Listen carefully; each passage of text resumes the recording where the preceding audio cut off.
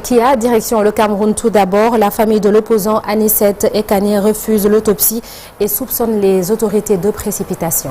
C'est tout à fait ça, Sornanat. Le corps de l'opposant est depuis la veille à la morgue de l'hôpital central de Yaoundé, alors que l'annonce de sa mort en détention lundi matin a provoqué une onde de choc. Selon l'un de ses avocats, l'autopsie décidée par les autorités était initialement prévue à 10 h ce mardi. Le décès a été constaté. Le cadre des enquêtes annoncées dans la foulée par les autorités est encore inconnu. Cette précipitation nous inquiète, déclare Maître Hippolyte Méli. La famille s'est donc opposée à cette procédure, estimant la décision non concertée, se méfiant aussi d'une démarche confiée à des légistes désignés par les mêmes autorités responsables de la détention d'Anicette Ekane.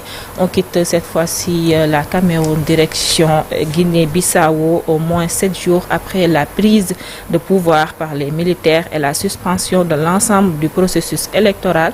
La commission électorale nationale a pour la première fois convoqué la presse hier, 2 décembre. Elle a annoncé qu'aucun résultat de la présidentielle ne sera finalement pas publié.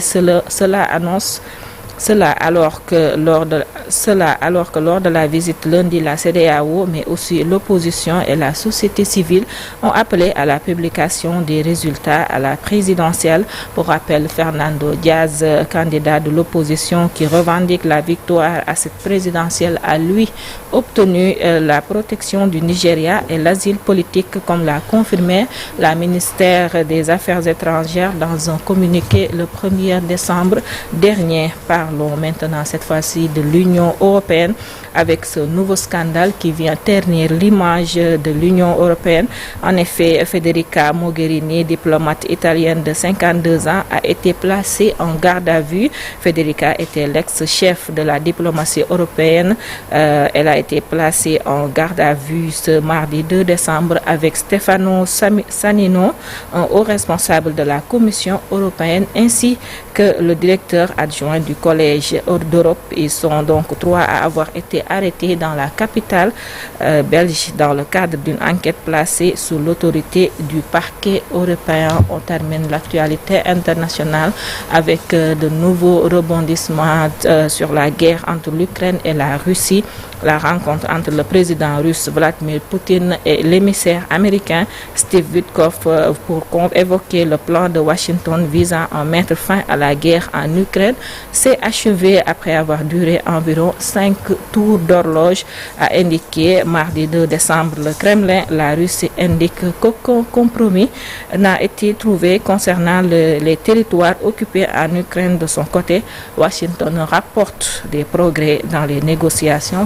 On peut dire que Vladimir Poutine a dit niet concernant les territoires, mais surtout avec le sourire aux lèvres. On dirait que le prix Nobel, c'est pas pour demain pour le président américain Donald Trump. Absolument. Et Vladimir Poutine qui dit également que si l'Europe veut la guerre, la Russie est prête. Merci beaucoup, Tia. On te retrouve tout à l'heure pour la version de l'actualité internationale.